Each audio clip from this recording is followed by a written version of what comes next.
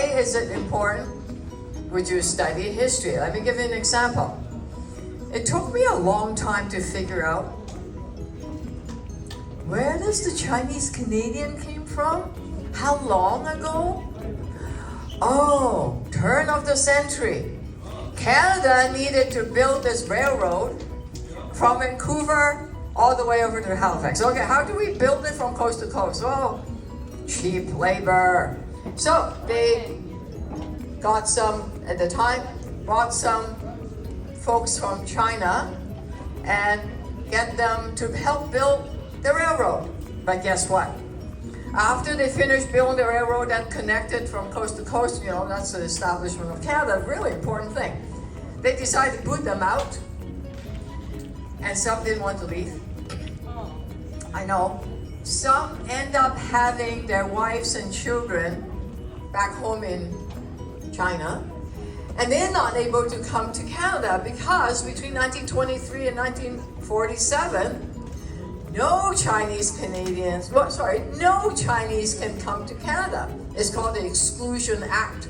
It's the first time that anyone, depending on hair color and face and skin color and where you come from, are told that you cannot come here.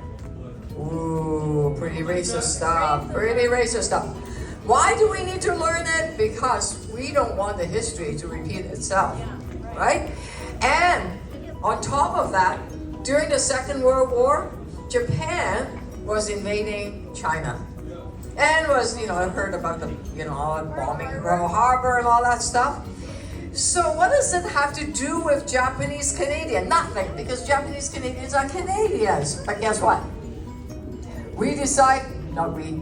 The government at the time decided to blame them. What? I know, they blame the Japanese Canadians for what's happening in Japan because Japan was bombing other folks, okay? That's totally different. You can't blame someone just because where they came from, or their skin color, right? Or their race, or their religion, all their ethnicity, all of those things of who they are, who they love, all of those things. We cannot do that. But guess what? You know what they did with the Japanese Canadians? They took their land, took their business, moved them to a separate island. I know. And interned into a camp. I know they confiscated their homes and land. Oh my God. Right? They did that to Italians too. Whoa, that's nasty. That's also racist. But sometimes we don't learn this. We can blame other people just because somebody happens to be from that country, and if that country is invading another country, guess what? We can blame the people that are Canadians here just because of where they came from. Is that good or bad? Terrible. It's terrible, right? We cannot let that happen, but sometimes it happens and we don't learn from history.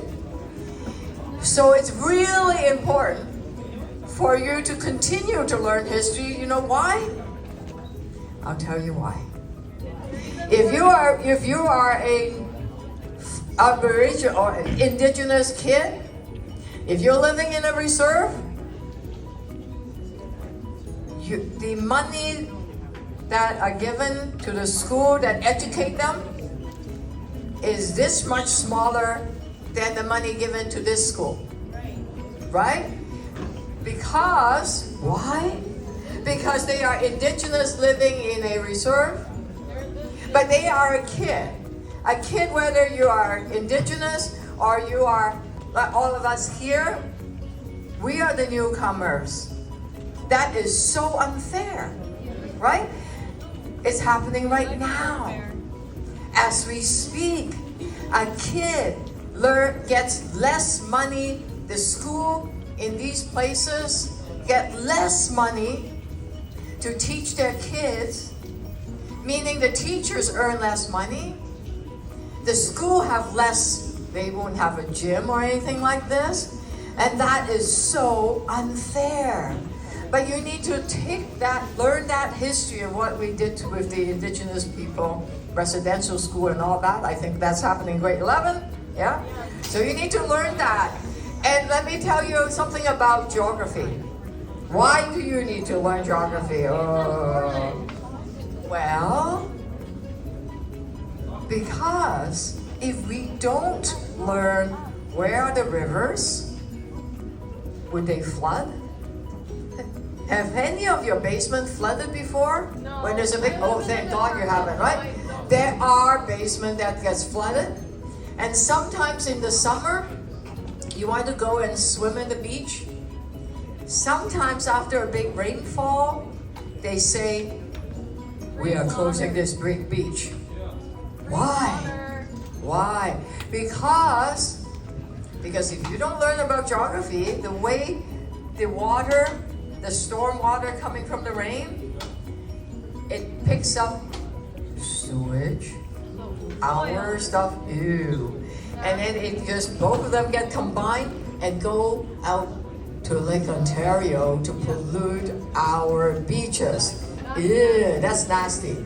So that's not good. So we need to make sure that when the rain comes down, it gets absorbed in the ground so it doesn't flow into Lake Ontario together with the raw sewage. Sometimes it gets combined, yuck, and it goes out, which is why they close those beaches after a big rainstorm. We can change that. It's up to you to change it, up to you to learn about geography and how to make sure that the storm water, when there's big rainfall, that it will get separated, it gets absorbed in the ground so it doesn't flow out into the lake. There's so much you can learn and you can do that when you become a city councilor, yeah, maybe even a mayor, then you can make the city so much better place for everyone. I am sure that you have ideas on how to improve the city, right? You do, right? Yeah. Okay, so what you need to do when you have ideas, talk to your friends, give my office a call, or you can talk to me. Yeah. Well, you need to invite me back so I have more time because I'm standing between you and some food. Yeah, it's almost 12 o'clock, so I will get booted out. So I need you to give me some ideas, some opinions on how to make the city a better place to be, how we can build more housing, how we can have better public transit, how we can have more safety, how we can care for each other more, so no kids will go to school hungry or go to bed hungry. So much we can do. I see a lot of hands here, but I'm not allowed to. Yeah, okay, she was shaking her head. So anyway, you can find me at toronto.ca under mayor_Chow at toronto.ca, something like that. Go on the internet, you can find it. So I wait to hear from you, or you can send an Instagram into my Instagram post, and then I can connect with you that way. Thank you so much for inviting me here, and let's connect, okay?